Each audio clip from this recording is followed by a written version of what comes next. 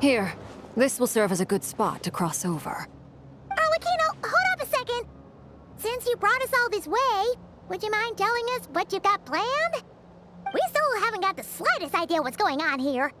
And if even Columbina doesn't know where the iridescent moon's marrow is, how do you? Simple. Because I am an inheritor of the royal bloodline of the Crimson Moon, and one of the last surviving embers of the Two Worlds' flames. Huh? Are you serious? Isn't you're a descendant of that Crimson Moon dynasty we were just talking about? The one from ancient Conria? Your surprise is understandable. I was also taken aback when I first learned of it. But the more I thought about it, the more I realized the signs had been there all along. When I was young, I discovered I could wield a very special kind of fire. It coursed like blood through my veins and smoldered away inside my nerves. What's more, whenever I experienced strong bursts of emotion or drew too deeply on this power, it was like some kind of presence within the fire would begin to gnaw away at me. Exactly. That is why my hands are like this, too. At first, I saw it only as a curse, but once I became a harbinger, the jester apprised me of the truth. Together with my own investigations over the past few years, there are several things that I have gradually come to understand. For instance, take the so-called Crimson Moon. In truth, it is nothing more than the shattered remnants of the iridescent moon, fused with the abyss to prolong its lifespan. Since this blood flame was bestowed upon me by the Crimson Moon, it is a fusion of the iridescent moon's former power and the corruption of the abyss. You all understand the nature of the abyss well enough. I draw upon its power, and in return, it hungers for my soul. This strange blackness is the mark of corruption it has left behind. If I recall correctly, you once told me that if the corruption ever made it to your heart, you'd become a completely different person.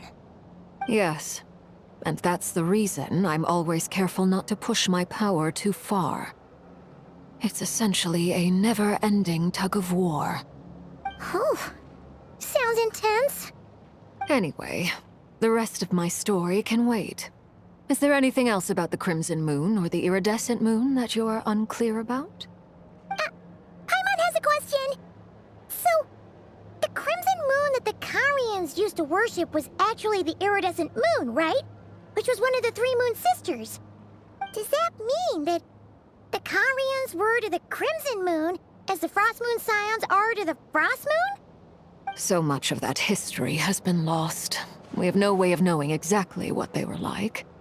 But I would suspect that the Conrians weren't as devout in their moon worship as it might appear. The iridescent moon's remains simply served as their link to the abyss. Later on, perhaps someone discovered a way to make direct contact with the abyss. Or maybe there was some kind of ideological divide. Either way, a dissenting faction staged a coup and drove out the royal heirs of the Crimson Moon dynasty. Still, even with the dark sun looming high overhead, the Crimson Moon's glow never truly faded.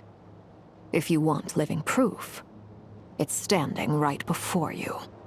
The first time we met, I sensed something familiar in your presence. When I looked at you, I felt I could see that mysterious red moon in the corner of my eye. In your flames, I saw its broken image, surrounded by a strange black aura. Well, I appreciate that you kept it to yourself. Much about the Crimson Moon is still a mystery, and I'd prefer not to end up as the object of an insane research project. Anyway, time is against us here, so if there's any other questions, they'll have to wait. I just want to make sure I've got one thing straight. In her letter, Sandrone mentioned that since you are unable to contain the iridescent moon's marrow yourself, you intend to leave it in my custody, correct? That's right. For now, it's the only way I can pay you back for your help.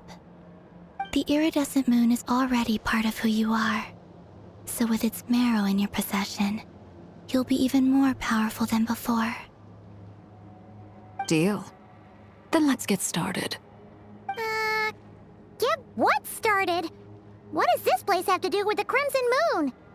When I first became a Harbinger, the Jester gave me a book called Harry, also known as Leobranto Innamorato.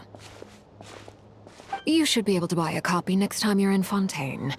It's a love story set in the Crimson Moon era, but setting aside the tangled romances of its characters, it also records a few interesting details. In the Crimson Moon era, or so the story goes, there was an orphanage that received children from beyond the bounds of this world, and subjected them to a peculiar induction ceremony. Beyond the bounds of this world? For real? And what kind of induction ceremony? The Crimson Moon sages looked beyond this world for beings with powers that surpassed the gods. But fearing they might lose control, they subjected these children to a process of refinement. They made these children crawl up a fireplace and kept asking them, "Have you died? Did you see it?" Until they finally admitted to having died and seen a crimson moon. The adults embraced the children who passed the ritual, telling them, "Within the fireplace, you have traversed the flames between two worlds. Here and now, you are born anew." The book leaves much unsaid, but I suspect that this was their way of branding the children they had enrolled, leaving an indelible mark upon them so that they would forever live in the Crimson Moon's light. That explains why I can't sense the Crimson Moon's marrow in this world. It makes sense that it would be sealed in a special space that can only be accessed temporarily through some kind of ritual. But there's no fireplace here. Do you see a chimney anywhere? Oh, are we supposed to build it ourselves? Okay, fine. Paimon will go find some bricks. That won't be necessary. The fireplace is purely symbolic. The key to the ritual is crossing the flames between two worlds. In other words, the flames that burn within me. Those burned away by such flames leave behind a kind of ghostly afterimage in the world. In the days of Conria, people believed they could be used to bridge the gap between the two worlds of life and death. In short, I can open a passage to that space for you. That's the easy part. The catch is I'll need to stay on this side to keep the passage open, so I won't be able to come with you. Once you're inside, you'll have... Very well. Then I'll open it up. Traveler, spare me a little more moonlight if you would. I may need it.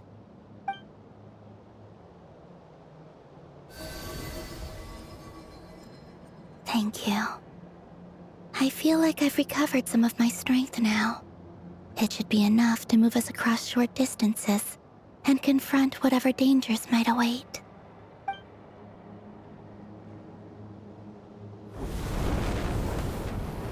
Mistress of the seven hues of ages past, great mother of the present, crimson-clad sovereign of the two realms, by fire severed, by fire renewed, I offer myself now and beseech your descent.